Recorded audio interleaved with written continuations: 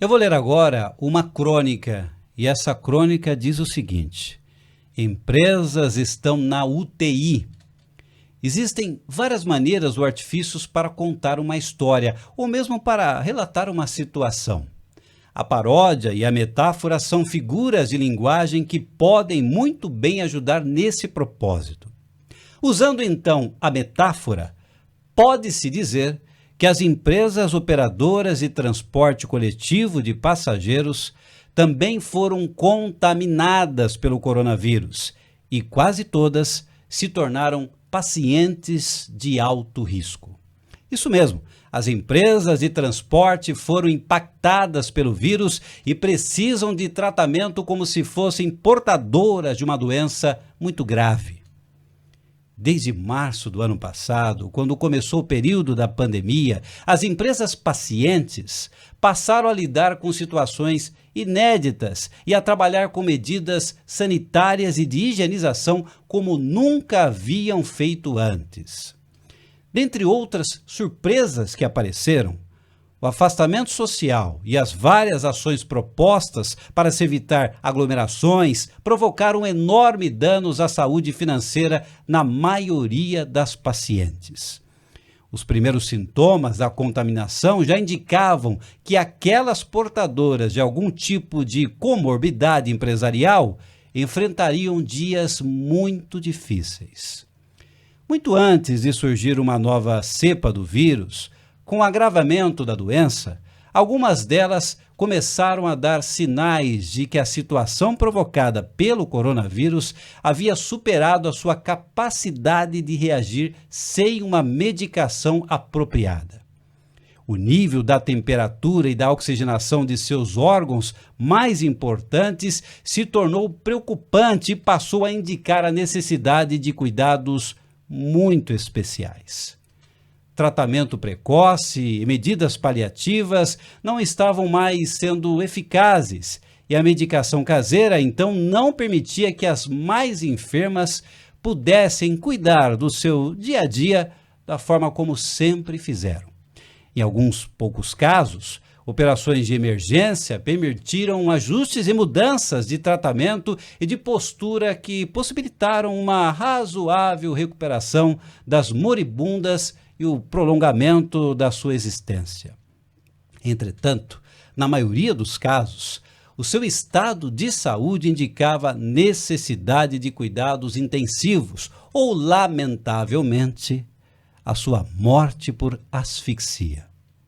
O anúncio de que haveria uma injeção na veia de insumos provenientes do governo federal trouxe novas esperanças no primeiro momento, porém, acabou se tornando uma grande frustração quando as mais debilitadas se deram conta que tudo não passava de um sonho de noite de verão. Boa parte delas, em diferentes estágios de contaminação, ficou com inveja branca de suas congêneres americanas que foram assistidas pelo governo com medidas curativas que vieram para definitivamente tirá-las da situação periclitante em que também se encontravam. Em várias cidades brasileiras, as mais combalidas não resistiram e encerraram suas atividades. Outras, mesmo estando na UTI, em estado grave, continuam ainda lutando com todas as forças para se manterem vivas e sempre acreditando que alguma nova vacina ou algum outro remédio possam surgir em um futuro bem próximo. Em alguns locais, houve tratamento de choque e foram usadas armas que a medicina não recomenda, tais como a retirada do pouco oxigênio fornecido às enfermas em estado crítico, o uso do poder judiciário para indicar remédio alternativo e até intervenção direta no seu processo vital. As entidades de classe nunca desistiram e continuam buscando algum tipo de alívio para superar a situação vigente e combater as variantes virais que possam surgir no curto prazo. Porém, todas têm a mais absoluta consciência que sem um tratamento específico, rápido e eficaz, utilizando medicamento potente e eficiente, mais pacientes serão internadas na UTI e muito provavelmente boa parte delas não sobreviverá. A moral dessa história é que as empresas de transporte de passageiros acometidas pelo coronavírus não têm mais muito tempo de vida sem um remédio forte que possa resolver os problemas atuais de maneira contundente e definitiva. Todas elas necessitam de atenção e tratamento de emergência com vacina de amplo espectro de maneira a assegurar a sobrevivência e a permanência de cada uma no seu local de atuação. Texto escrito por Francisco Cristóvão, especialista em transporte. A sua crônica é um tanto curiosa, né? E pelo laudo aqui do laudo médico, a coisa, como diz Tião Carreiro Pardinho, a coisa tá preta, a coisa tá feia, senhor Francisco. É isso mesmo, Carlos. Bom, antes de mais nada, meu boa noite, meu agradecimento pelo convite que você me fez para essa conversa nossa aqui, esse bate-papo. E, de fato, essa crônica, né, foi uma forma que eu encontrei, né, de descrever a situação, né, por que passa as empresas que operam o transporte de passageiros Brasil afora, né, de uma forma metafórica, né? Ou seja, meio que considerando que o paciente não é o passageiro, não é o empresário, mas é a própria empresa. É a própria empresa que foi contaminada pelo vírus também, e a partir daí, né, passou a enfrentar problemas que se iniciaram lá com a fase de higienização, de sanitização, né, e a coisa foi caminhando, e aí a queda de passageiros, e cada vez mais as empresas tendo que, né, enfrentar uma situação que não é nada fácil.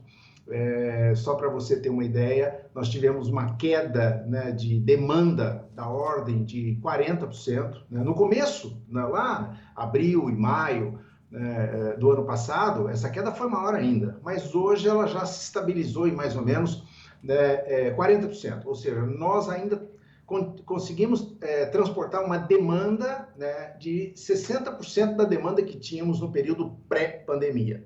Agora, você pode muito bem imaginar o que acontece com uma empresa, né, que mantém os seus custos, né, operacionais, ou seja, mantém os ônibus rodando, os motoristas operando e, obviamente, né, percebendo os seus salários, gastando combustível, gastando pneu, incorrendo em todos os custos diretos, indiretos, fixos e variáveis, mas com uma queda, né, de arrecadação, né, da ordem de 40%. Então, assim, de maneira muito prática, né, as empresas continuam tendo os mesmos custos operacionais, entretanto, né, a receita, né, foi reduzida em cerca de 40%. Não há empresa que consiga, né, sobreviver numa condição dessa. Por isso, né, a forma como eu tratei a questão, dizer, as nossas empresas operadoras, elas estão precisando de um tratamento de choque, né, e com remédio potente, sob pena de muitas delas, né, não continuar prestando serviço, e aquelas que conseguirem continuar, elas vão ter muita dificuldade, né, de prestar o serviço na qualidade que a gente deseja prestar para a população. Senhor Francisco, o senhor tem uma experiência fantástica, né, no transporte ao longo de muitas histórias de trabalho, né? Atualmente presidente do SP Urbanos, não é? O que eu penso, né? Vamos ver o que o senhor traz aí de possibilidades, né?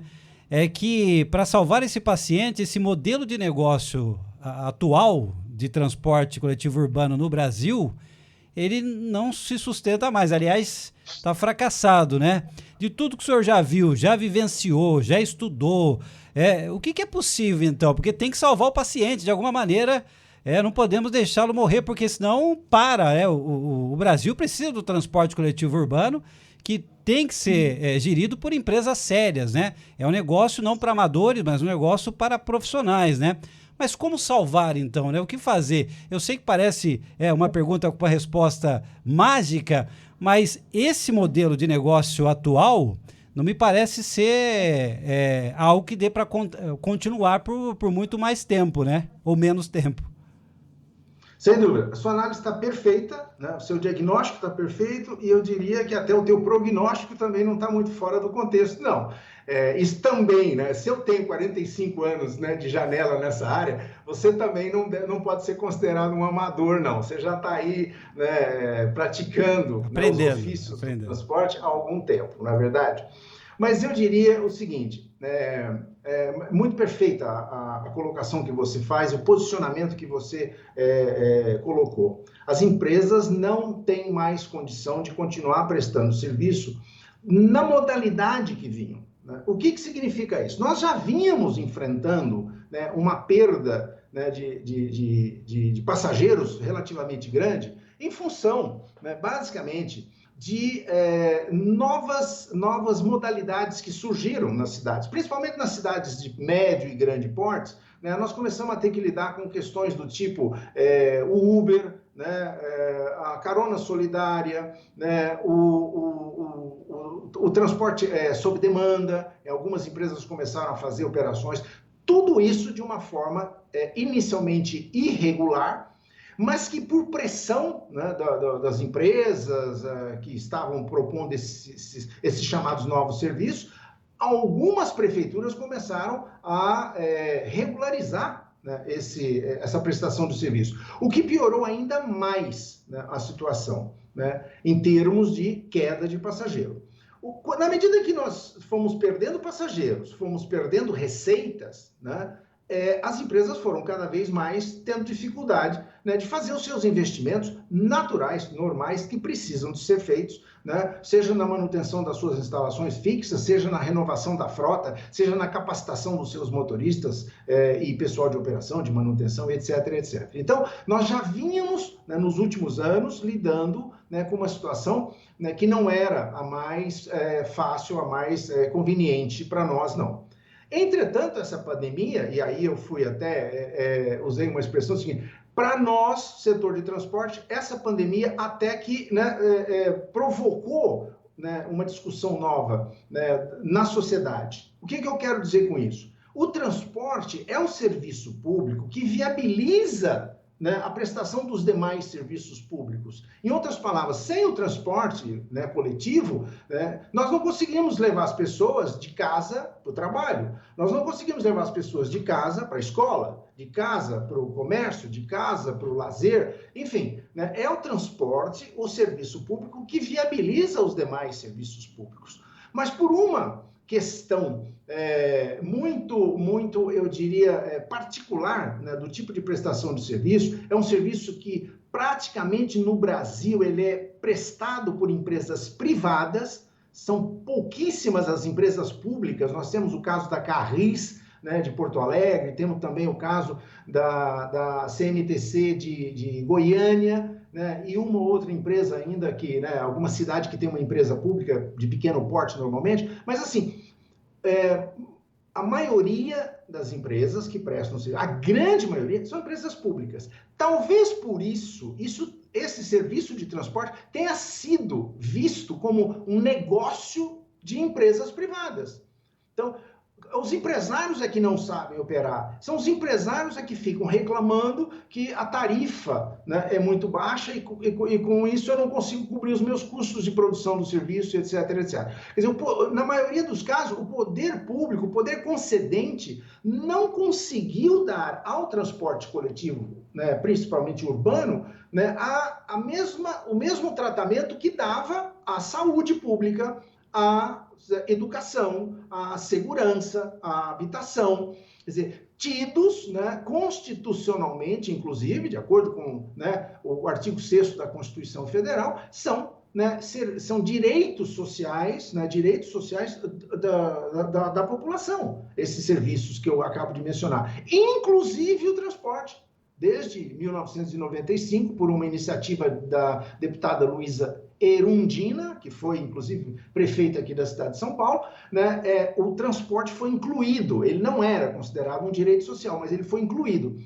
Entretanto, né, os governantes, prefeitos, governadores, nunca deram, né, esse tipo de tratamento ao transporte. Sempre foi visto como um negócio de empresa privada, um negócio que o empresário só queria lucro. E com isso sempre foi feita sempre política nos transportes, e não, ao invés disso, a gente sempre quis que fosse feita uma política, nós tivéssemos uma política de transportes, não nos transportes, né? Então sempre foi muita demagogia, época de eleição, sempre, né, os candidatos começam a prometer coisas mirabolantes, gratuidades, como se existisse almoço de graça. Né? Quer dizer, alguém sempre vai pagar essa conta. Né? E uma coisa que é injusta, na maioria das cidades, quem paga pela gratuidade não é o poder concedente. O poder concedente concede a gratuidade. Ou seja, o estudante, o idoso, o deficiente, o atleta, o pessoal, os policiais, o pessoal de correio, etc., eles acabam recebendo, né, a condição de poder utilizar o transporte coletivo gratuitamente, como se existisse almoço de graça. Não existe. Alguém vai pagar essa conta. Só que, infelizmente, o que acontece na maioria das cidades é que, né, esse custo da gratuidade é atribuído ao passageiro pagante.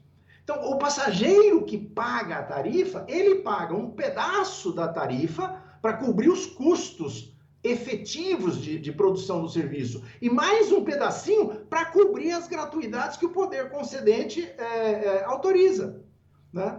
Então, esse é um erro crasso que a gente vem, né, trabalhando e acumulando ao longo do tempo. Então, a gente hoje, né, já vê, primeiro, a necessidade de uma mudança desse tipo, né, de serviço. Né? Você usou uma expressão, né, o plano de negócio das empresas não pode mais ser a prestação, né, de um serviço público, né, cuja qualidade deixa a desejar, mas não é problema, certo, da empresa, porque se é esse o contrato que eu tenho com a prefeitura, é o máximo que eu posso fazer, né? Então vira aquela coisa de que, né, tá todo mundo errado, né, todo mundo discute, mas ninguém está certo. Né? O prestador do serviço, as empresas operadoras, não consegue melhorar a qualidade porque não tem condições. Né? O usuário reclama porque a tarifa é muito cara. E é mesmo, porque não só ele paga o custo da prestação do serviço, como ele paga também as gratuidades que são dadas. E o poder concedente, normalmente, né, os prefeitos, né, eles tratam isso como, isso não é um problema da prefeitura, isso é um problema da empresa privada que tem que trabalhar, né, de uma maneira diferente e oferecer um serviço melhor, por um preço, inclusive, menor do que aquele que está sendo, né, atribuído à população como valor de tarifa. Então, é mais ou menos por aí. Nós estamos num momento hoje, né, que eu diria o seguinte: esse vírus, né, o chamado coronavírus, ele veio, ele está aí, ele impactou, né, a nossa sociedade, mas ele está matando, além de pessoas, além de 350 mil brasileiros que já perderam a vida por causa desse vírus, ele está também matando as empresas de transporte. Né? E uma expressão que surgiu, né, em função, né, de tudo que nós andamos discutindo aí, não só o setor de transporte, é o chamado novo normal. Né? Quer dizer, esse novo normal impõe mudanças drásticas na relação, né, poder público, iniciativa privada, para a prestação de um serviço público dos mais importantes que existe em qualquer cidade do Brasil. Um serviço que, sem ele, né, a gente não consegue, né, que uma cidade seja equilibrada em termos de outros serviços públicos, tais como eu já mencionei, a educação, a saúde, a habitação, o lazer, né, o trabalho e etc. O senhor disse aqui na sua crônica em tratamento precoce, né? As medidas paliativas que não foram eficazes aí, né? Falando do transporte à pandemia agora, já depois de ter, né, entendido, e já tínhamos conversado até em outros momentos, que o transporte estava tendo aí um momento, como o senhor mencionou agora há pouco, em outros períodos aí, antes da pandemia, já vinha sofrendo aí com muitas concorrências, podemos dizer assim, né?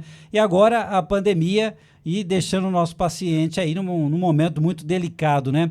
Quais foram essas medidas? O que dá para explicar mais sobre essas medidas que o senhor escreveu nessa crônica aqui, que não foram, né, suficientes, não foram capazes de vencer a doença ou o tratamento? Veja só, né? Só para você ter uma ideia, nós temos, né? O Brasil tem mais de 5.500 municípios. Nesses 5.500 municípios, praticamente 38%, ou seja, 2.100 municípios, têm transporte coletivo organizado. Olha, quase, um pouco menos da metade tem transporte organizado. São cerca de 1.800 empresas Brasil afora, fazendo, né, o serviço de transporte coletivo de passageiro, né, nas cidades. Nós já tivemos, né, para você ter uma ideia, ao longo desse período da pandemia, né, nesse ano, né, praticamente um ano de pandemia que nós estamos, um prejuízo acumulado estimado em 12 bilhões de reais. Quer dizer, é um recurso que as empresas deixaram de arrecadar e, consequentemente, deixaram de movimentar esse recurso. Porque esse recurso não entraria, né, para virar lucro dos empresários. Esse recurso é, né, o oxigênio para o funcionamento das empresas. As empresas usam esses recursos para fazer, como eu também já mencionei, renovação de frota, melhoria das suas instalações. Em algumas cidades, até as prefeituras cuidam, por exemplo, da infraestrutura, né, os abrigos, os pontos de paradas, os terminais de transferência e assim por diante. Então, esse dinheiro que não entrou por quê? Porque houve uma queda, né, de demanda muito forte, né, e algumas prefeituras, aspas, encontraram formas de fazer algum tipo de compensação. Por isso que eu chamei de medidas paliativas. O que foi feito em algumas cidades? Algumas cidades resolveram o seguinte: bom, tá bom, a gratuidade eu vou assumir, né? A prefeitura assumiu as gratuidades. Então, os estudantes, o idoso, o deficiente, o atleta, o etc., enfim, todas as gratuidades, o passageiro integrado e tal, a prefeitura separou isso e disse: ó, né, eu não quero mais que o passageiro pagante, né, ele se fique responsável por essa gratuidade, eu vou pagar. Então, a prefeitura começou a aportar recursos a título de subsídio. Subsídio, que é muito importante que a gente use o conceito correto, Carlos. O subsídio é ao passageiro. As empresas operadoras não precisam de subsídio se elas estiverem recebendo um valor justo e correto para cobrir os custos de produção do serviço. Para, né, permitir que pague os motoristas, o óleo diesel, os pneus, as peças, que se possa fazer, né, a amortização do material rodante, né, a remuneração do investimento, é óbvio, né, como eu já disse, são empresas privadas, né? Então, os empresários não podem fazer, né, benemerência, né? Não, mas é a prestação de um serviço público. Sim, é obrigação do Estado prestar o serviço público, só que o Estado prefere, o Estado faz uma opção. Olha, eu tenho certeza que se eu contratar a iniciativa privada para fazer esse serviço, né, ele é mais econômico, ele é mais eficaz, ele é mais eficiente. Então, eu vou contratar. Então, faz o processo licitatório, contrata a empresa, tudo muito bonito, começa o contrato. E aí já começam os problemas. Porque, de repente, né, a prefeitura começa a criar linhas, pedir que aumente o número de ônibus numa determinada linha, aumenta a gratuidade. Peraí, isso não estava no contrato. Então, você está mudando a regra do jogo. Nada contra, né? Os contratos são dinâmicos, e é verdade, eles têm uma dinâmica muito própria. Mas tudo isso, você tem que ter uma expressão que é o seguinte: sem mexer no equilíbrio econômico e financeiro, né, das empresas, né? Se houver qualquer desajuste, né, precisa de ser reequilibrado o contrato, para que a empresa possa continuar prestando o serviço do jeito que, né, que ela assumiu, com as responsabilidades e obrigações que estão ali retratadas no contrato. E que a população é a grande juiz do processo todo, né? Se a empresa não está prestando um serviço de qualidade, a população começa a reclamar. E é óbvio, e a população está certa. Ainda mais hoje, que a população começa a ter opções, né, para poder fazer a sua viagem. Se eu tenho um péssimo serviço de ônibus, eu vou fazer uma carona solidária, por exemplo. Eu vou juntar 3 ou 4 pessoas que moram no meu conjunto habitacional e que vão para o mesmo destino, né? Vai para uma determinada região da cidade. Então, a gente junta 3, 4 pessoas, né, e aí, cada semana, a gente vai no carro de um deles, né? A gente chama isso de carona solidária. Mas com a chegada do Uber também, né, a gente passou a ter, né, essa prestação de serviço. E até, olha, aqui em São Paulo nós tivemos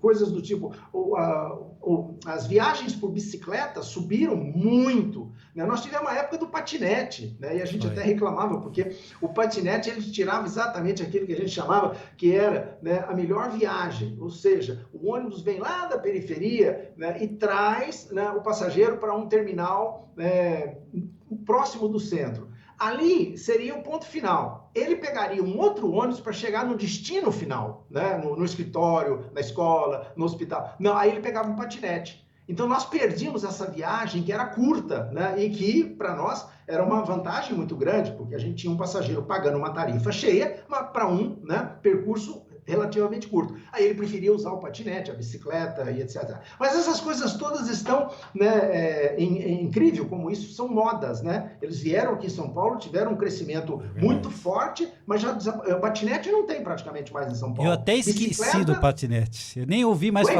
ouvi mais falar do patinete, eu até esqueci dele. Pois é, né? Coisa interessante, né? Isso para não dizer que um ou outro cidadão aí, né, achava que andar de patinete é tudo muito fácil, mas andou caindo debaixo de caminhão, debaixo de ônibus, e aí moveram ações contra as empresas de patinete, e as empresas começaram a ver o seguinte, não é muito fácil esse negócio da gente oferecer condições para deslocar as pessoas, né? Nós estamos acostumados com isso, porque a gente vive disso, né? Nós o dia inteiro estamos deslocando pessoas, né, de ponto A para ponto B, e então para nós não é novidade isso, mas para essas empresas que chegaram, né, querendo, né, entrar nesse mercado, dizer, não, se o cara cair do patinete e tiver um acidente, o problema é dele. Não foi até quando, né, as pessoas começaram a entrar na justiça buscando, né, obter, né, compensações jurídicas aí, né, pelo acidente, né, que foram cometidas, né? Enfim, mas tudo isso foi um momento da nossa vida aqui em São Paulo, que é cheia de surpresas,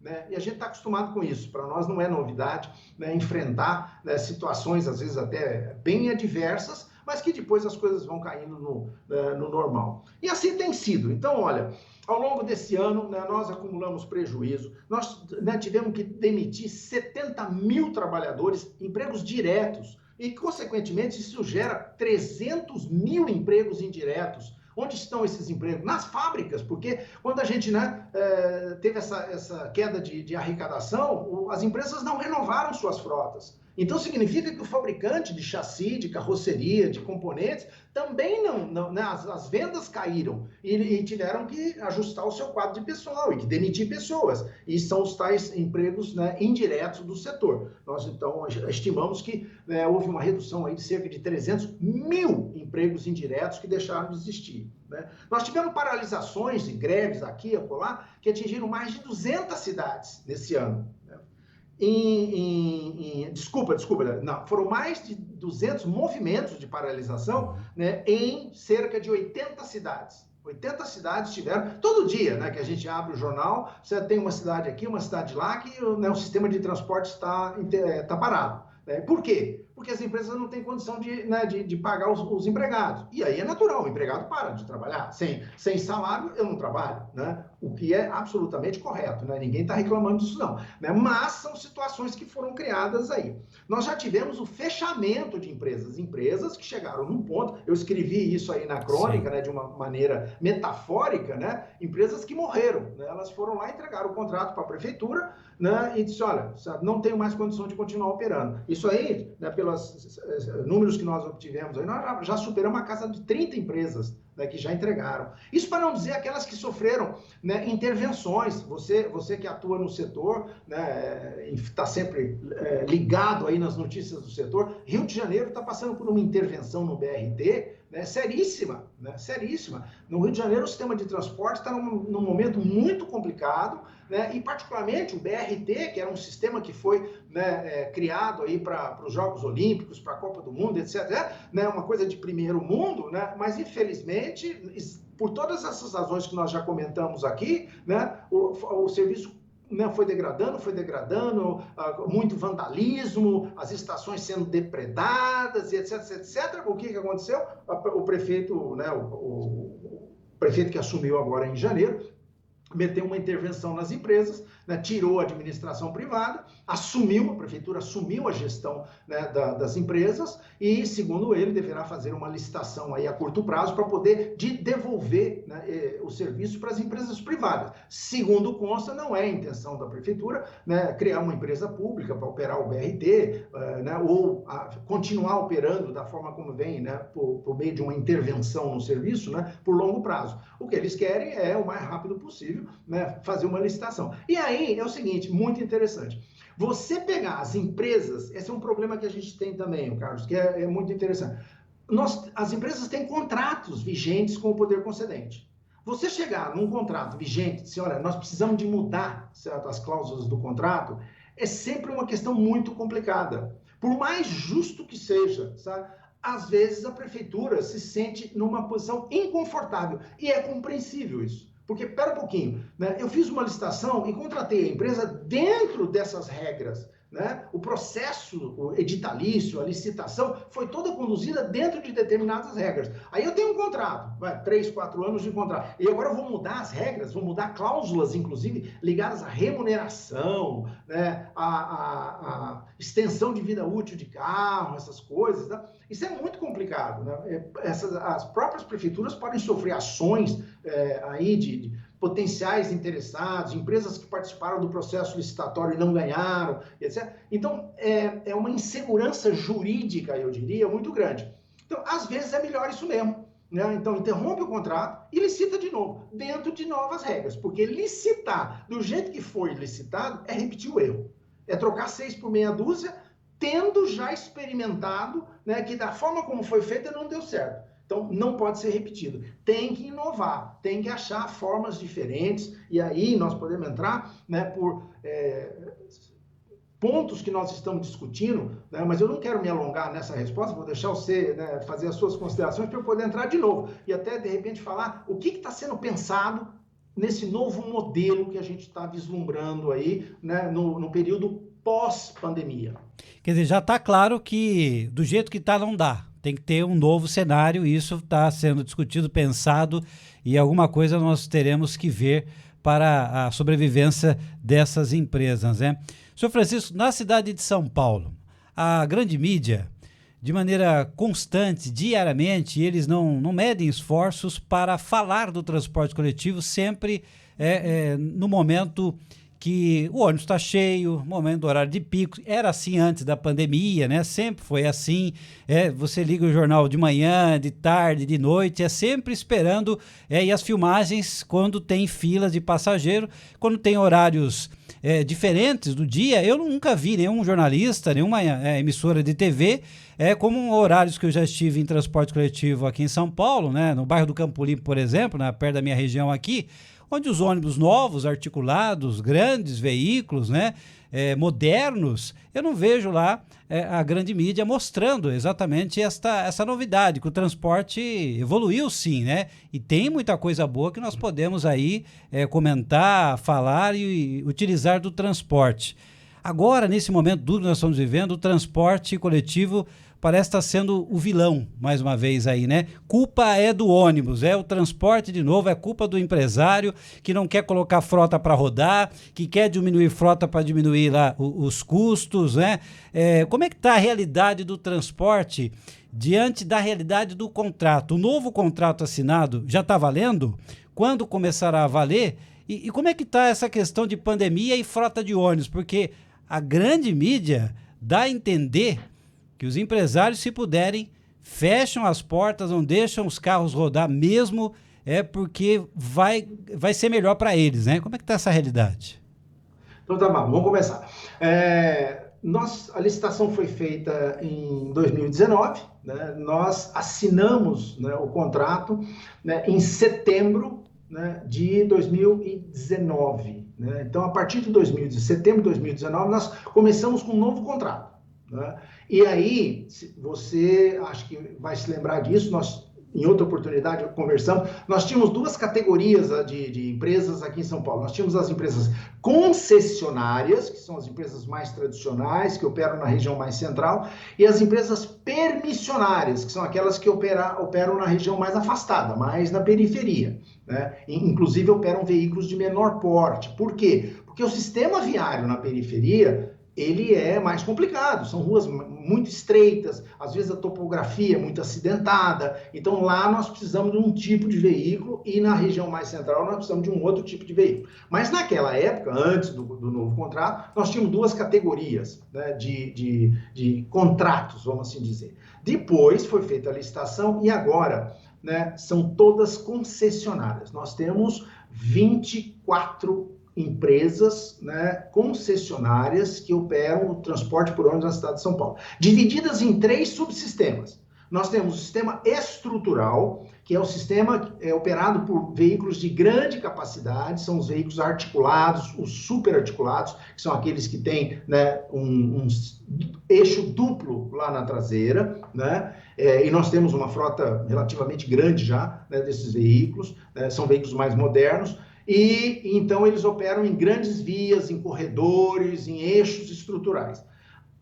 O segundo nível, né, são aquele que nós chamamos de o subsistema de articulação regional. E ele é operado por veículos do tipo padrão, né, às vezes o articulado de 18 metros também, né, quando necessário, e ele faz a ligação, né, das linhas radiais mais bairro-centro ou até bairro-bairro. Né? Por exemplo, aqui em São Paulo, nós podemos ter uma linha que sai de Santo Amaro e vai para Pinheiros. Né? Então, ela não é uma linha radial, ela não vem para o centro da cidade, que seria a linha Santo Amaro Praça da Bandeira, é uma linha radial. Ela não é uma diametral, que cruza o centro da cidade e vai até o terminal rodoviário do Tietê, por exemplo, Santo Amaro Terminal. Nós temos uma linha que vem da Zona Leste, né? Cruza, né, o centro, vem pela Paulista, desce em Rebouças e vai até a Cidade Universitária. Essa é uma diametral, que é como a gente chama.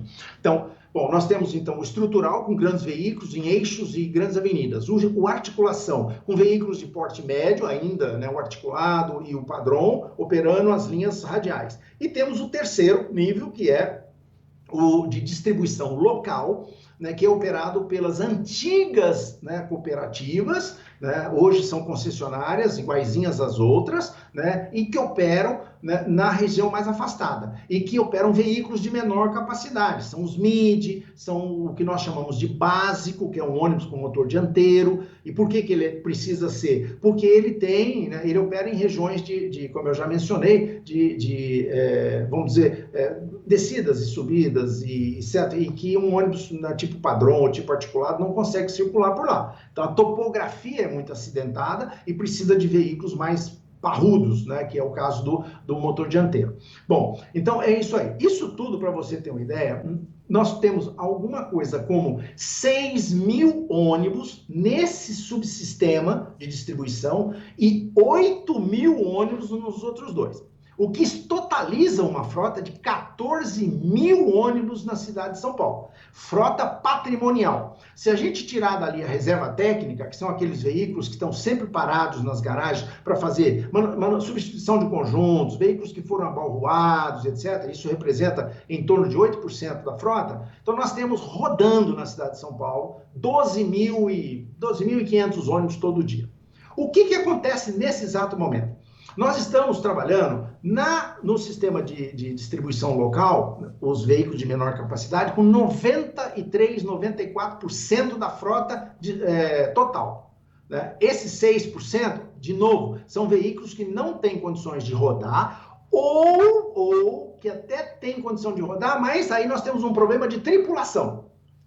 Não esqueça que nós trabalhamos, né, com alguma coisa como 70.000 empregados aqui em São Paulo, nas garagens, somando tudo isso aí, de motorista, cobrador, mecânico, pessoal de administração e tal. E nessa fase, você imagina, qualquer empregado da empresa que sentiu uma dor de cabeça ou que levantou com tosse, ele corre no médico no dia seguinte. E o médico, aí não tem nenhum problema, é normal que faça isso. O médico dá um atestado, né, para que ele vá ver, né, cuidar da saúde, ver se na verdade ele foi, né, tá com a Covid, ou se é só uma gripe, ou se é algum mal-estar, etc. Mas com isso nós estamos tendo, né, um número de atestados muito alto nas empresas, coisa de mais ou menos de 150, 200, em algumas empresas chega a 200 atestados por mês. Absolutamente normal, eu não estou aqui fazendo nenhuma acusação ao setor, né, de trabalhadores e tal, a gente sabe como é que está acontecendo isso e entende o momento, é uma questão de momento. Mas, insisto, voltando, então nós estamos com 93%, 94% da frota operacional rodando na periferia e na região mais central com 89%, 90% da frota, que são os veículos grandes. O que acontece agora? É o seguinte... Não é por causa da pandemia. Em condições normais de temperatura e pressão, nos entrepicos, né, nós temos um pico de manhã, aí depois nós temos um entrepico, depois nós temos um pequeno pico na hora do almoço, depois tem uma outra queda de pico de noite e tem um pico da tarde.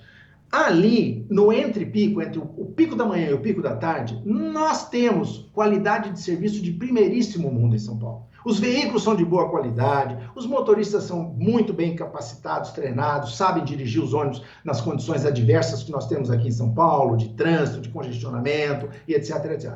O problema nosso é na hora do pico, particularmente do pico da manhã, que nós chegamos a ter, numa hora, entre as 5 e as 6 horas da manhã, 600 mil viagens. 600 mil viagens. Nesse horário, não há o que fazer, certo? A lotação é plena, e não tem como ser diferente, sabe? Não tem como ser diferente. Aliás, aqui em São Paulo, em qualquer outro lugar do mundo, eu insisto, eu tenho dito isso quando discuto com os formadores de opinião, dizer, me dê um exemplo de algum lugar, mas espera um pouquinho, vamos comparar São Paulo com a cidade do México, com Tóquio, com Seul, com, que mais? Outra, Karachi, Nova Delhi, sabe? Não quero me comparar, certo? São Paulo com Marseille, né? Certo? Não quero comparar São Paulo com Lyon, na França. É completamente, Lyon cabe dentro de um bairro aqui, sabe? Ah, não, porque lá em Lyon, na França, certo? E tal, cabe dentro de Santo Amaro. Então, quando a gente compara cidades do mesmo porte, com as mesmas características, no horário de pico, todos os modos, seja o ônibus, o metrô e o trem, eles estão trabalhando com a sua capacidade máxima, lotação plena e absoluta. Isso em São Paulo e em qualquer lugar do mundo. Então, o que acontece? Isso é sempre, em condições normais, como eu já disse. Nesse período de pandemia, infelizmente, né, alguns formadores de opinião ficam criticando o sistema de transporte como sendo o sistema de transporte que gera aglomeração. Não, nós somos vítimas, sabe? O que gera aglomeração é a concentração de pessoas numa faixa muito estreita, uma faixa horária muito estreita, e que tem a ver muito mais com a questão de escalonamento, né, de horário, tem a ver com outros problemas que não são nossos. Não quero atribuir esse problema ao setor de transportes. Nós somos parte da solução, nós não fazemos parte do problema. Mas isso é um trabalho que, olha, não é fácil de convencer as pessoas que têm já ideias pré-concebidas e adoram, né, fazer jogo de cena, adoram usar frase feita, né, coisas assim. Às vezes eu escuto, sabe, o caso, eu digo assim, meu Deus do céu, essas pessoas ainda estão nessa fase. Não, aqui em São Paulo, quanto mais passageiro transportar, mais o empresário ganha. Por isso é que os ônibus andam lotados. Lê do engano. Isso eu diria assim, não é nem má fé, é ignorância. Porque em São Paulo, as empresas não são remuneradas pela quantidade de passageiro que transportam. Elas são remuneradas por custo. Então tem uma planilha, né, que é feita, é auditada, né, pelo Tribunal de Contas, de tempos em tempos a própria SP Trans contrata auditorias externas para verificar isso, e ali é o custo de produção do serviço. Se eu ponho um ônibus para rodar, tem um custo, eu ponho 2, tem outro custo, eu ponho 3, tem outro custo. Então é o poder concedente que determina a quantidade de veículos que deve operar naquela determinada faixa horária, certo? E as empresas põem tudo, porque se não colocar, o que a SP Trans determina, as empresas são multadas, são multas pesadíssimas, inclusive. Multas pesadíssimas. Então, o empresário não quer ser multado. E outra, né, é igual avião. Avião foi feito para voar. Ônibus foi feito para transportar passageiro. O ônibus parado na garagem é prejuízo. Prejuízo. Então, é óbvio que os empresários querem botar toda a frota para rodar e querem transportar os passageiros na melhor condição possível. Agora, insisto, no horário de pico, não tem o que fazer. Dobra a frota. Dobra a frota e vai andar tudo lotado. Né? Não é assim. Houve uma tentativa, né, agora no período da pandemia, que, né, chegou-se a cogitar, olha que absurdo, né? E isso foi discutido, a imprensa noticiou que nós íamos trabalhar com lotação de banco. Né? Quando o veículo, né, no terminal, né, os passageiros ocupassem todos os bancos, fecha a porta e sai. Eu fui um dos que defendeu, gente, vocês estão preparados para enfrentar, certo? O que vai ser? Primeiro, os passageiros não vão deixar o veículo sair. Eles não vão deixar fechar a porta. E com a porta aberta, o veículo não parte, por um problema de segurança. Eles não vão deixar. Eles não têm confiança de que o veículo de trás. E outra, qual a frota? É fácil fazer as contas. Se nós temos mais ou menos 1/3, né, da capacidade do ônibus de banco, se eu for trabalhar só com lotação de banco, eu preciso de mais 2/3 da frota. Então, se eu tenho 14 mil ônibus, né, eu vou ter que ir para quase 30 mil ônibus. Impossível de fabricar. Seria impossível de fabricar da noite para o dia, não teria como. Outra, né? Exatamente. Ônibus não é, né? Ônibus não é um produto de prateleira que você chega lá e diz, olha, deixa eu escolher, eu quero aquele tipo ali, com aquela, né, aquele tipo de carroceria, com esse tipo de motor. Não é assim, né? Um ônibus demora entre você colocar o pedido na fábrica e receber ele na garagem 6 meses para ser fabricado, né? É mais ou menos isso que demora. Né? Então, olha, não é fácil, mas, né, se também fosse fácil, não precisava da gente, não é verdade? Essa é uma luta constante e nós temos procurado, né, trabalhar muito essa questão da comunicação, da informação. Eu, às vezes, Carlos, eu não culpo os formadores de opinião, sabe? Dizer assim, esse pessoal é leviano, esse pessoal não sabe o que está fazendo. É verdade, sem querer, eles prestam um desserviço, né, à população e à cidade. Mas eles não fazem isso de propósito. É que durante todo esse tempo, eles não receberam as informações corretas. Né? Nunca houve assim, uma tentativa de pegar, né, um âncora de telejornal, um jornalista, né, um radialista como você, certo? Sentar e dizer, olha, vem cá, vamos conversar sobre como é que funciona o sistema, né, de transporte por ônibus na cidade de São Paulo. Funciona assim, assado, cozido, a frota trabalha desse jeito, a planilha é calculada assim, o custo é calculado desse jeito, o subsídio é para, né, o passageiro, as empresas não recebem subsídio, as empresas recebem um valor de remuneração pelo serviço que prestam. É assim que está no contrato. E diga-se de passagem, é o que a gente deseja, né, nessa mudança que está sendo proposta agora, precisamos de mudar o sistema, é que o Brasil tenha contratos parecidos com o que nós temos aqui em São Paulo, em Curitiba, em Brasília, em Manaus. Ou seja, o serviço é remunerado, né, não com base em quantidade, né? Ou seja, quilômetro rodado, passageiro transportado, hora trabalhada. Não. Isso aí faz parte do cálculo da planilha. O que nós queremos é prestar um serviço que seja remunerado por qualidade. Então é o seguinte, no contrato está lá escrito qual é o intervalo, né, que o poder concedente quer. Eu quero um ônibus de 2 em 2 minutos. Ok. Eu quero um ônibus com ar-condicionado, suspensão a ar, transmissão automática. Ok. Eu quero um ônibus com tais e quais características. Ok. Eu quero os terminais com escada rolante, com elevador. Ok.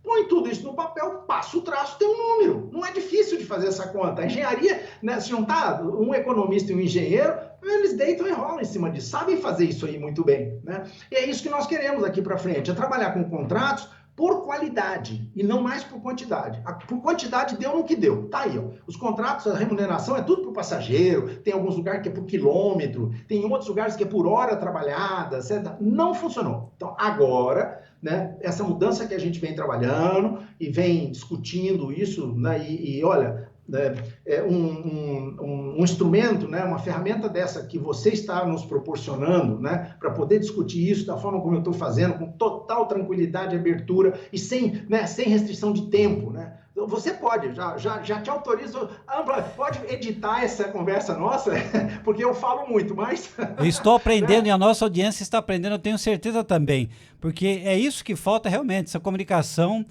clara, né, para o passageiro, para a sociedade de modo geral poder entender, sobretudo, qual é a realidade realmente de São Paulo, porque o transporte já vem sofrendo, né, pelas concorrências. Aí a grande mídia faz aí a propaganda negativa, isso prejudica muito. Senhor Francisco, quem acorda às 5, 6 horas da manhã, vai para um ponto, vai para um terminal de ônibus, é porque precisa realmente trabalhar. Não vai lá para passear, para ver como é que o transporte está. Ele precisa mesmo. Esse momento de pandemia, de tudo que já foi pensado, de coisas absurdas na cidade de São Paulo aqui, que já ouvimos, uma delas aí de transportar somente passageiros sentados, algo que me parece um pouco mais sensato, mas que não foi colocado em prática ainda, seria o tal do escalonamento, não é? Isso não iria ajudar também, porque não é o momento realmente de estarmos aglomerados, né? Às vezes com ônibus com vidro colado, com ar-condicionado, muitas linhas assim, porque se pediram ar-condicionado, o ar-condicionado está aí, mas o momento me parece que não é o ideal, né? Mas a maneira de chegar o passageiro até o veículo, até o transporte, todo mundo no mesmo horário, isso já demonstrou que tem alguma coisa errada. Para esse momento, o escalonamento foi apresentado, foi negociado, foi conversado com o poder público? Para você ter uma ideia, ele já está implantado. Ele já está implantado. Né? Saiu um decreto, eu não sei se é municipal ou estadual, estabelecendo horários do tipo, salvo melhor juízo, é assim que funciona. A indústria, os trabalhadores da indústria entram às 7. Os trabalhadores da área de comércio entram às 8. E o pessoal de serviço entra às 9. Desculpa, de comércio entra às 9. Comércio é o último. Né? Então, assim, consequentemente, aí depois você põe 8 horas, né, de trabalho, de jornada, aí você vai ver que as saídas estão em horários também defasados. Isso ajuda, é óbvio que ajuda, mas isso aí, rapaz, tem a ver com comportamento. Tem a ver com o comportamento da estrutura gerencial das empresas e tem a ver com o comportamento do próprio cidadão. O cidadão está acostumado a levantar naquele horário, sabe? Então não é porque houve uma mudança, né, por um decreto, que diz, olha, a partir de agora você entrava antes às 8 horas da manhã, agora você vai entrar às 7, né, que todo mundo sabe, bom, então tá bom, então a partir de agora é tudo às 7. A população demora, né, para se adaptar a essas mudanças, porque são mudanças que interferem no dia a dia das pessoas, né? Isso é muito complexo. Não é uma coisa assim de horário, né? Olha no relógio, né? Olha, você antes levantava às 5, agora você vai passar a levantar às 6, né? Ou às 4. Não, muda comportamento. E a mesma coisa, o comportamento empresarial, né? As empresas, o comércio, a indústria, eles reagem no primeiro momento, sabe? Senão, não, olha, porque, por exemplo, escola. Escola é um problema seríssimo, você mudar, né, o horário de escola, porque as escolas não começam, por exemplo, o turno da noite, ele inicia depois que terminam, né, os horários de trabalho dos outros setores, né, do serviço, do comércio, para dar tempo da pessoa, né, sair, né, do trabalho, pegar um transporte coletivo e chegar na escola. Aí você pega e diz assim, muda tudo. Agora a escola vai antecipar 1 hora, para poder facilitar, que não funciona, sabe? Não funciona. Então, não é fácil. Olha, essa questão de escalonamento de horário, né, eu já discuti isso aí, mas em N oportunidades, com N pessoas, com gente da área de urbanismo, gente da área de planejamento de transporte, com a área de planejamento de cidade, de funcionamento. A gente já usou modelos de outros países, inclusive. É muito complicado. Não significa que não deva ser tentado e não significa que não deva ser feito, mas não é uma coisa que você faz por decreto. Sabe? Não, baixa um decreto e acabou. A partir de amanhã, caramba, é tão fácil de fazer, não funciona. Não funciona. Do mesmo jeito que não funcionou, né, a tentativa de fazer rodízio par e ímpar, que você acompanhou. Não funcionou a questão de lotação de banco. Não, a hora que lotou o veículo, todo mundo sentado, o veículo parte, fecha a porta e parte. Não funciona. Certo? Tem coisas que, na teoria, né, elas podem até, né, ter um certo apelo, né, mas que depois na prática não vinga. No né? papel e na maquete funciona fácil, no real é outra história, né? É verdade, é verdade. Mas o importante é não desistir, é não se acomodar, é não achar que, olha, né, infelizmente é o que temos para agora. Eu detesto essa frase, certo? Não, infelizmente, agora nós temos um enorme de um desafio, mas por outro lado, uma enorme de uma oportunidade, sabe? E é quando a gente está sob pressão que nascem as melhores soluções. Né? Quando a gente tem muito tempo para discutir, aí a gente faz modelagem, aí a gente faz teste de aceitação, aí nós demoramos 1 ano, 2 anos testando uma ideia, né? E depois, quando ela está pronta para ser implantada, ela nasce morta, né? Nasce morta, né? Não vinga. Então, às vezes, é nesse momento mesmo, né, de pressão, de muita gente cobrando o setor, que nós vamos ter condições de, né, trazer, né, ou experimentar, né, coisas que em condições normais aí a gente demoraria muito tempo para fazer, ou às vezes sequer faria. Né? Senhor assim Francisco, aqui na sua crônica o senhor disse o seguinte: o anúncio que deveria, que haveria uma injeção na veia de insumos provenientes do governo federal trouxe novas esperanças no primeiro momento, né? E depois o senhor continua falando aqui da frustração que acabou se tornando aí, porque parecia que não se passava de um sonho de noite de verão. Explica isso para nós. Opa! O que o governo acabou não fazendo? Isso mostra o caso, qual a visão, né, que os administradores públicos têm do nosso setor. Eu acabei de dizer para você que o prejuízo acumulado que nós temos ao longo desse ano de pandemia já atingiu 12 bilhões de reais. 12 bilhões de reais. Bom, no ano passado, né, houve um projeto de lei que tramitou na Câmara Federal e depois foi para o Senado e foi aprovado. Aprovado na Câmara, aprovado no Senado, da transferência de 4 bilhões de reais, para o setor. De que forma, né, esse dinheiro viria para as prefeituras? A prefeitura tinha que assinar um compromisso com o governo federal, né? E esse compromisso tinha algumas coisas interessantes, do tipo, se a prefeitura não tem um contrato formal com as empresas, ela tinha que assumir um compromisso de que ia licitar o seu sistema de transporte. Né? Ela tinha compromissos de reduzir emissões de poluentes e tal. Ela tinha que assumir lá uma série de compromissos para se candidatar a esse dinheiro. Bom, na medida então que ela preenchesse, né, aqueles requisitos, ela receberia proporcionalmente à sua população. E isso valia só para cidades com população superior a 200 mil habitantes. Então, para cidades médias e grandes, né? O que já ajudaria bastante, né? Mas viria, então, 4 bilhões. Pois é, foi aprovado na Câmara Federal, depois no Senado, e aí foi para a, né, sanção presidencial. Virou o ano, o presidente não aprovou, né, não sancionou, muito pelo contrário, vetou a lei integralmente. Olha, isso é coisa de registro, não é comum. O que normalmente acontece quando o presidente veta, né, ele veta um artigo, veta um inciso da lei, certo? Então, chega lá para ele, né, para sancionar uma determinada lei com 50 artigos. Ele, de repente, né, obviamente, porque os seus assessores, né, fazem as análises e tal, diz, olha, presidente, vete aqui o artigo 4º, vete o inciso 3º do artigo 9º, e aí o presidente sanciona a lei com vetos. Pois é, nesse caso dessa lei, que transferiria 4 bilhões para o setor, o presidente vetou na íntegra. E o que aconteceu? Bom, ótimo, manda a regra. Quando o presidente veta, volta para o Congresso, né, para ser analisado o veto. E o veto pode ser derrubado. Né? Os congressistas, de novo, deputados e senadores, analisam as razões do veto e derrubam o veto. Pronto, então a lei, né, é sancionada, né, da forma como precisa ser. O que aconteceu? O presidente vetou e o Senado aprovou o veto. Acredite você.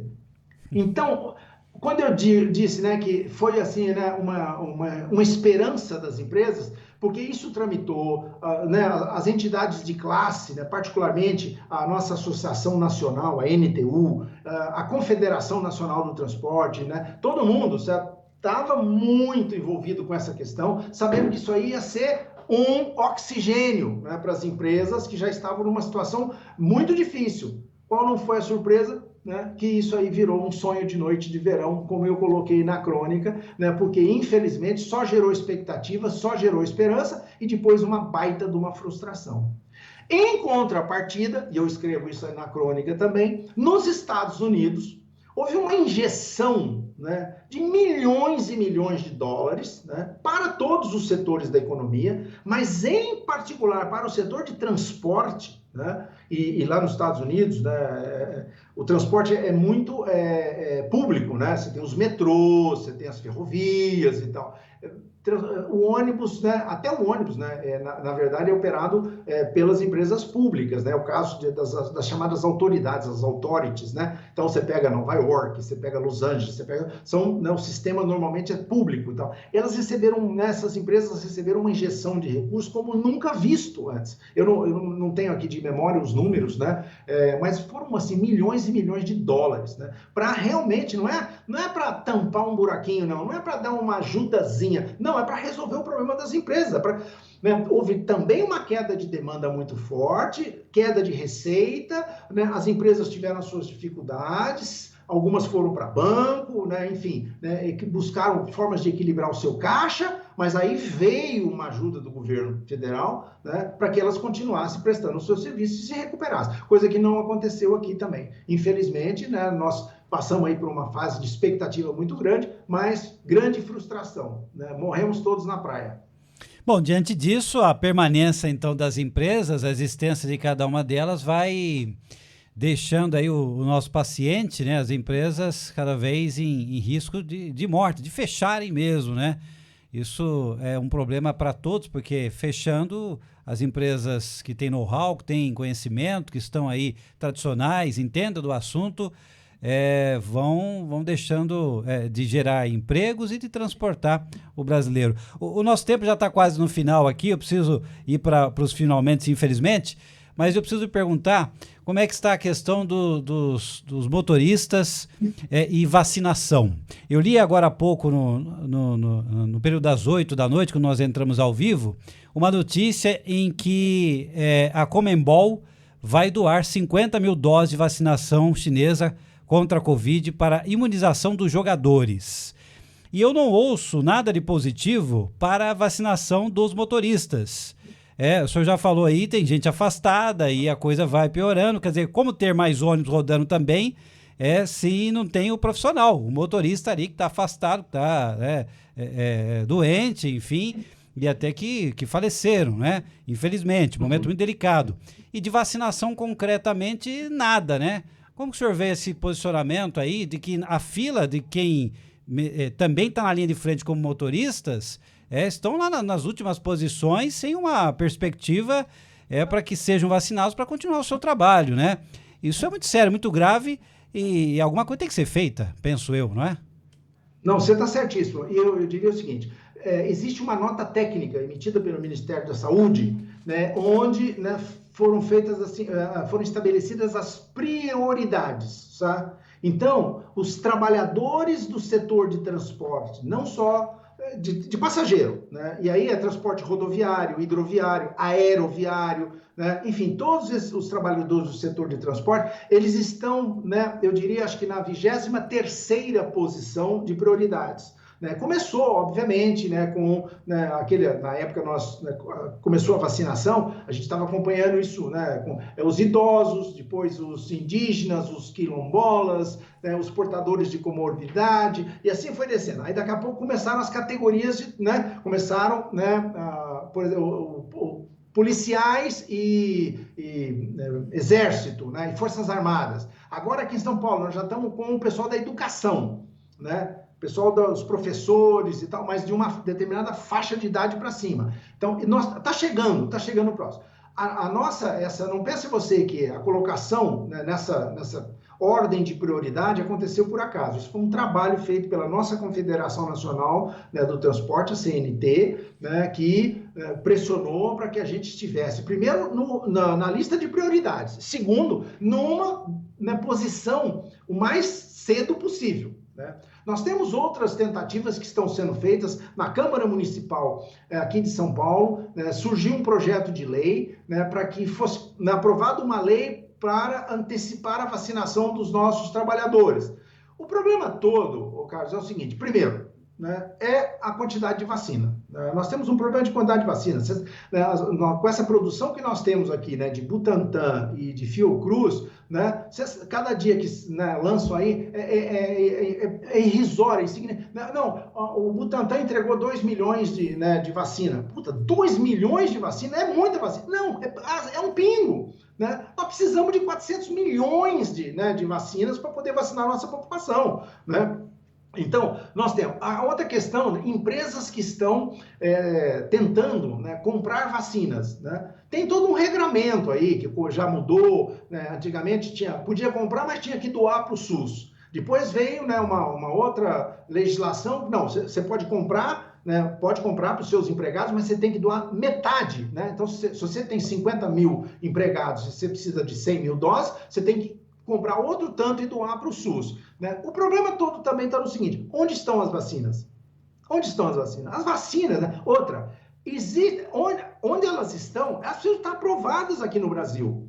Né? E aqui no Brasil, nós estamos, até onde, né, eu estou sabendo, mas nós estamos com 4 vacinas só aprovadas. A Coronavac, a AstraZeneca, né, a Pfizer, né, e a da Johnson Johnson. Né? A Sputnik não conseguiu ser aprovada até agora. Então, tá todo mundo aí, precisamos de ir lá na Rússia, precisamos mandar o pessoal da Anvisa na Rússia e tal, porque até agora, e tantas outras vacinas que estão, né, começando, tem uma indiana, Biovax, que se não me engano é o nome dela, que não foi aprovada. Então, olha, tá todo mundo fazendo um tremendo esforço, todo mundo querendo, né, vacinar, né, as suas categorias, os seus trabalhadores, as empresas. Eu não tenho dúvida que as nossas empresas, se surgisse uma oportunidade, a gente ia estar, né, participando dos esforços para poder vacinar os nossos trabalhadores. Mas a gente vai ter que enfrentar tudo isso que eu relatei aqui. Não é, né, displicência, não é má vontade, é a dura realidade. Não temos vacina aprovada pela Anvisa e não temos vacina no mercado mundial. Não adianta nós sairmos por aí comprando vacina, porque, primeiro, se ela não estiver aprovada pela Anvisa, não pode ser vacinada. Né? E as vacinas todas, as empresas que estão, os laboratórios que estão produzindo, estão primeiro abastecendo os governos, né, os países, né, que precisam vacinar a sua população toda. Então, as compras são de milhões de doses e, né, o laboratório está comprometido com aquela entrega lá, né? Ele não vai, né, tirar um percentual do que está comprometido com um determinado país para dar para o setor A ou B, né, daqui do Brasil. É assim que a gente está acompanhando isso, mas estamos atentos, né? Temos contato com o secretário de saúde do município, secretário de saúde do estado de São Paulo, né?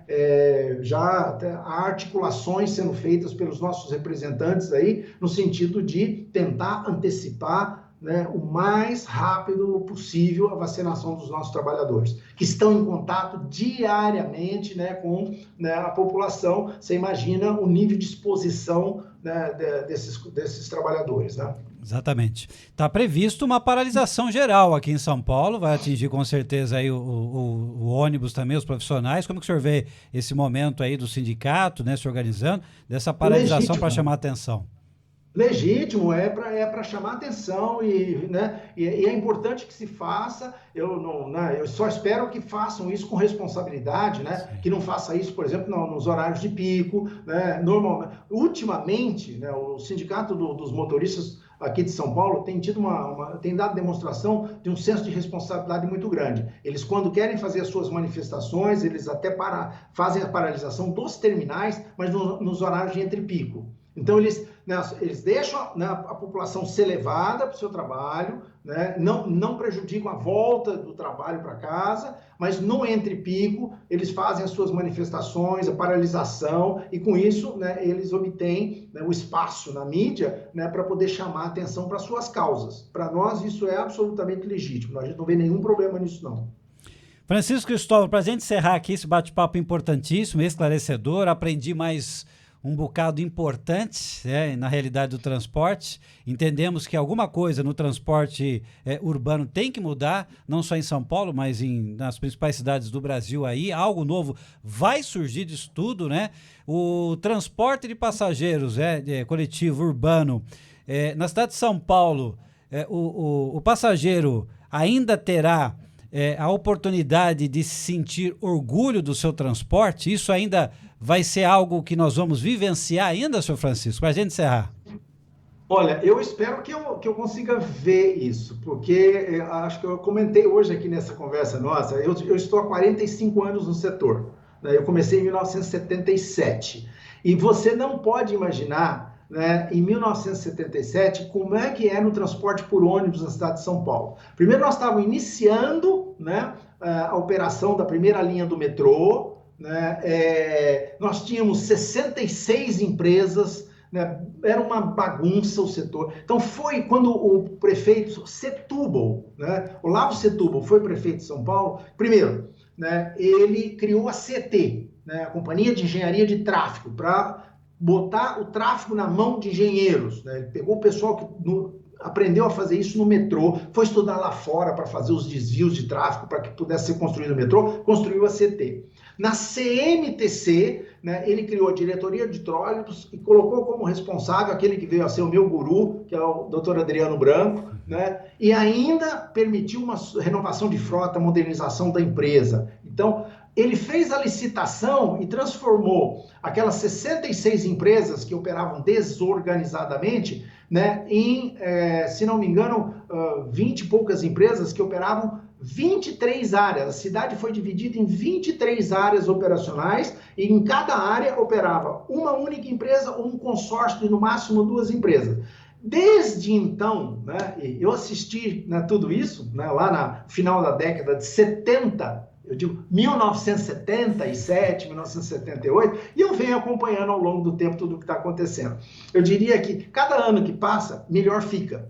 São veículos mais modernos, a infraestrutura, né, naquela época, né, eu participei da construção do primeiro corredor de São Paulo, que foi na Avenida Paz de Barros, um corredor que ligava ali a Rua dos Trilhos, na Moca, até, né, a Vila Prudente, né, foi um sucesso, um corredor no Canteiro Central, né, para ser operado com os trólebus de uma terceira geração, né, totalmente especificados, com muita técnica e tal. Eu participei disso, eu assisti isso, então eu venho acompanhando uma melhoria gradativa. Eu espero ver ainda, certo, né? Eu não quero aqui revelar a minha idade, eu tenho esperança, né, de ver um dia, né, as pessoas sendo transportadas do jeito que elas merecem ser. Eu não estou dizendo todo mundo transportado sentado, né? Não é assim que funciona em nenhum lugar do mundo, mas, né, com um mínimo de qualidade, um mínimo de velocidade, né, que, olha, eu acabei de dizer, 1980 nós estávamos começando, né, o primeiro corredor em São Paulo. Infelizmente, hoje em São Paulo, os nossos ônibus circulam em 4.500 quilômetros de vias, todo dia. Nós só temos 500 quilômetros de faixa exclusiva e 130 quilômetros de corredor. É muito pouco. É muito pouca prioridade que é dada ao transporte coletivo.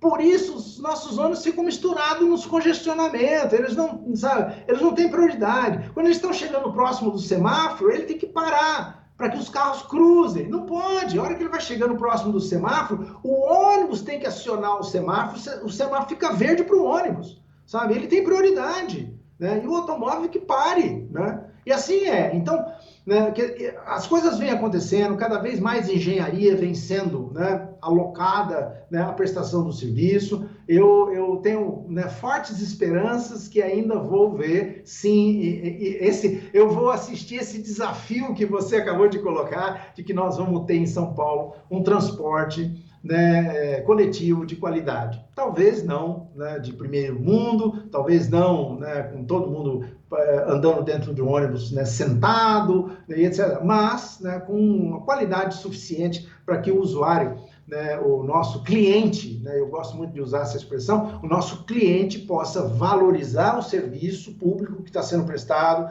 ele ser, né, a propaganda, ele diz, olha, eu venho de ônibus, que é muito melhor vir de ônibus do que vir de carro. Eu venho de ônibus, que é mais rápido eu vir de ônibus do que eu vir de automóvel, né? E assim por diante. Então, ter orgulho, né? Ter orgulho desse transporte, que eu acho que é merecido ter, sim, porque no individual não dá para as grandes cidades, não dá para São Paulo, tem que ser o transporte coletivo, né? Que imensamente melhorou, com certeza, né? E quem utiliza sabe disso, é que são várias situações, né? O transporte não é só um lado, não é só ter ônibus novo, né? Tem que ter aí as prioridades, como o senhor já mencionou, e todos...